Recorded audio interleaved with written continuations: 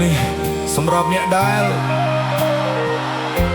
ធ្លាប់បាត់បង់អ្វីមួយក្នុងជីវិតហើយនៅតែស្រណោះមិនអាចភ្លេចបាន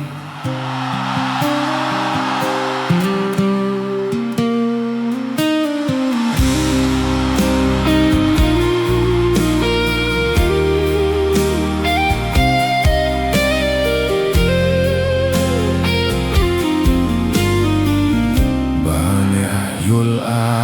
រម្មណ៍នេះសូមនាំគ្នាច្រៀងតាមខ្ញុំ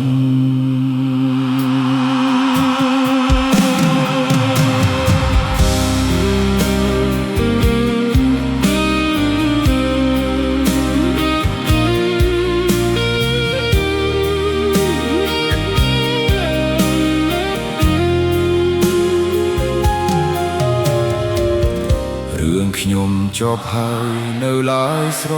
ណោះសល់ពីរោះចាលើអក្ខរាសេកមាសឹងខ្សែដោយដៃចិនដាឆាករឿងវាសនាចប់ទាំងទឹកភ្នែក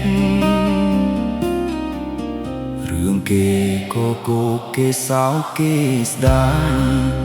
រឿងខ្ញុំពួម៉ាយយំទួញសងវែករួមចាំសូរិយាយើងរះថ្ងៃស្អែកក្រែងបានរំលែកភ្នំទុកទៅខ្លាំងសំណាយទឹកភ្នែកពុះជ្រែកអ្នកផងលាបាត់ដំបងទុកជារឿងចាំរឿងស្ទឹងសងកាយជារឿងដោផ្លាំង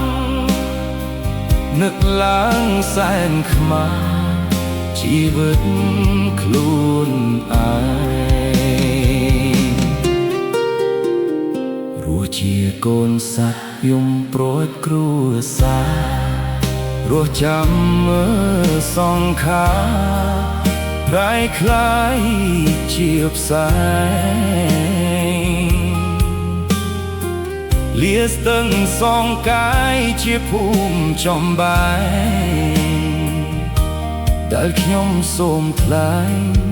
រឿងខ្ញុំចប់ហើយ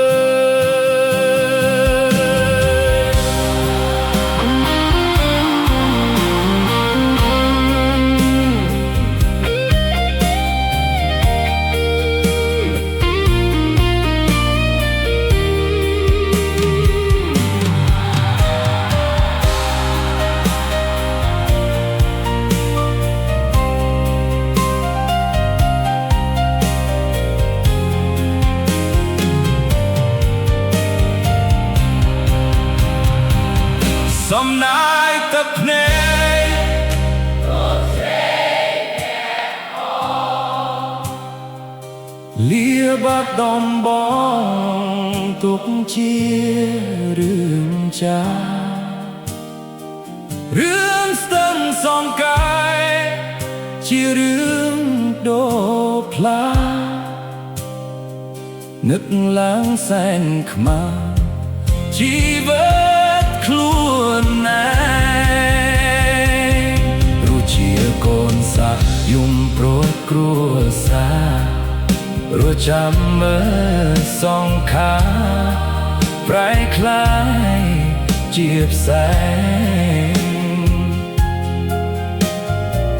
លាស្ទឹងសងកាយជាភូមិចំបែងដែលខ្ញុំសូមថ្លែងរឿងខ្ញុំចប់ហើយ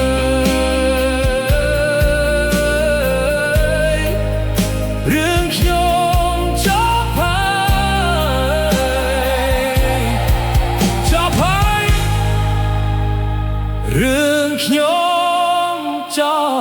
Hãy